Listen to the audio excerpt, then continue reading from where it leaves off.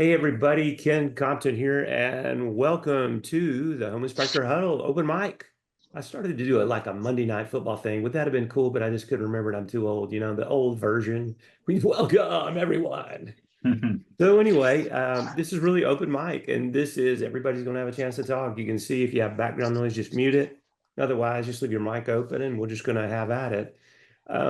There's some things going on, and I wanted Brandon to come on. Brandon's going to talk to us. If you guys don't know Brandon, he owns Idaho Elite Inspection Team, and he's going to be talking to us about a program that he's put together. We introduced this years ago. Wally Conway was the only person that left the workshop in Naples and went back and did it. And he made a ton of money with it, and he got a ton of leads from it. So we're going to be talking about that tonight for just a few minutes, and we're going to open it up for whoever wants to talk about something else.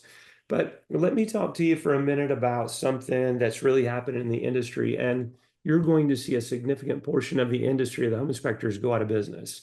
I mean, home inspectors are already going out of business. Please know that. If you are on LinkedIn and you're connected to home inspectors like I am, you see every day people have taken a new job. And I'm like, damn, what if you take a new job? And this, that, and the other. It was a big mess. So on August, I don't know if anybody's familiar with the term Sitzer-Burnett, but years ago, Brandon and all of us were in a meeting, a workshop meeting, maybe in Fort Myers, and I heard them say that there's a lawsuit against Keller Williams and others about the commission issue, and the crux of it was that the seller was having to pay the buyer's commission. So I said that'd be fantastic if that ever occurred, but I never thought it would. I never thought it would happen.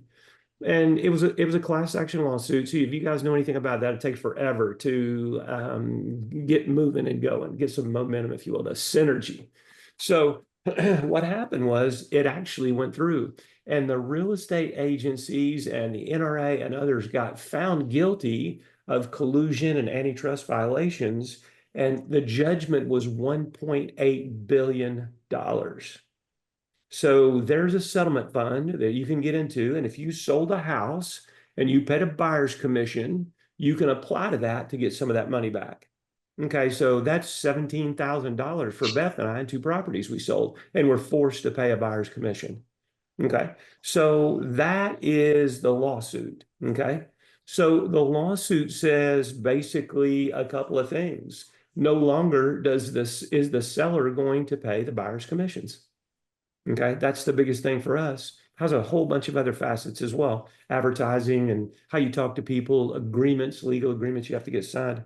So let me just show you something. On August 17th, the buyer's agents will no longer be paid by the seller. Any new listings that come up after August 17th, the seller will not be paying the buyer's commission.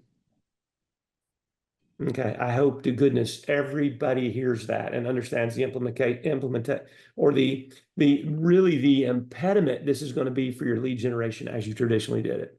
Okay, the implications of this are huge. Okay, so I just want to share a question with you, three questions really, maybe four. And I wrote this article about it and put it on here. Will a typical home buyer sign an exclusive agreement with a buyer's agent? Think about when you bought your last house. Beth and I bought 4 or 5 in the last 20 something years we've been married. Okay. We never would sign a exclusive buyer's agreement. You just meet your buyer's agent. Maybe you don't like them, him or her. Why would I be exclusively tied to that person? Okay. Maybe they don't sell houses in an area I decide to move to. So that's number one. Are you as a buyer going to commit an exclusive arrangement with the buyer's agent? The answer is most won't. So here's a second question. Is the typical home buyer willing to pay the buyer's agent commission out of their pocket? Ricky, you listen, unless you're handling them big dollar clients out there in Texas, you know what the fact of the matter is, you think they're going to pay it? I mean, how many home buyers do you know that can't scrape up the down payment or getting 3.5% down payment and they're not going to pay the buyer's commission? I mean, our real estate agent, buyer's agent, you know what he told us? This was just appalling. He said, 99% of all of the home buyers that I work with tell me what houses they want to look at. They go on the internet, they find the house they want to look at, and they tell their buyer's agent now is a door opener. Okay, so you're gonna pay that person $10,000 or $12,000 to open the door? Typical home buyer won't. First, they don't have it, and secondly, they're not gonna do it.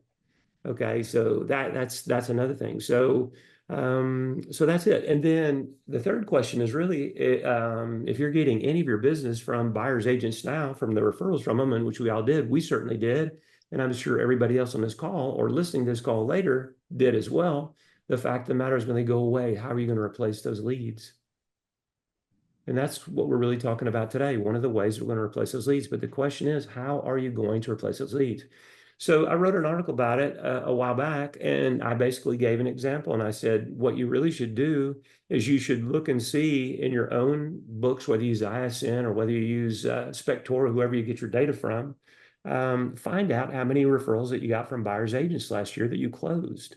Okay, so they referred it to you and you got it. Okay, and then let's just do that and take your average inspection fee by the number of units you got from them, multiply that. That'll give you a dollar amount. And let's just say 80% of those went away. What's that cost to the firm? How are you going to replace that money? The big chunk of money. Big chunk of money. So I just want to show you one other one. And when, this is a social media platform and things roll down here just like they do on Facebook and all the other ones. So I'm just going to go over to my personal profile, my timeline for a minute, and I'm going to show you another one. This is an investment house that wrote this article. And what they do is they put this article together for their clients who were thinking about investing in the real estate business. And I couldn't grab this. I think it's right under this one. Sorry about the scrolling and all that.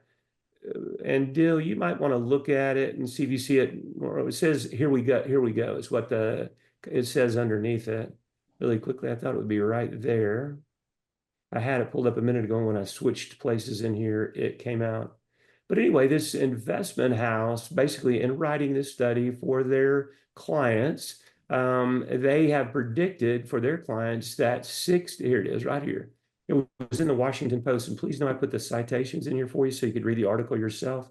But look right here, the forecast by Sitzer-Burnett and Woods, they're the investment house and they produce this for their clients. Projected that changes to the commission structure would cause 60 to 80% of U.S. realtors to leave the profession. Wow. Okay.